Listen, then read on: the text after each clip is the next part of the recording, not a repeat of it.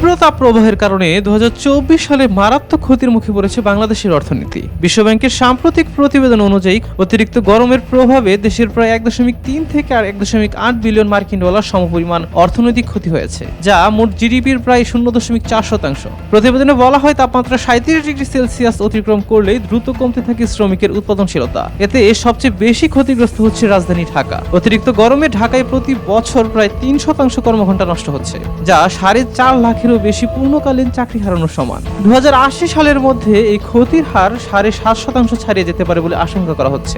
চরম ঝুঁকিতে রয়েছে দেশের মূল চালিকা শক্তি তৈরি পোশাক শিল্প। চরম গরমে কারখানার উৎপাদন লক্ষ্যমাত্রা পূরণ কঠিন হয়ে পড়ায় নারী শ্রমিকদের উপর সহিংসতা ও হয়রানির ঝুঁকি বাড়ছে।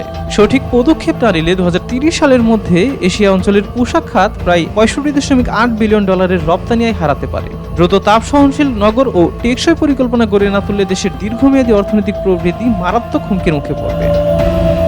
সাব্বির হোসেন হিরণ, দেশকাল নিউজ।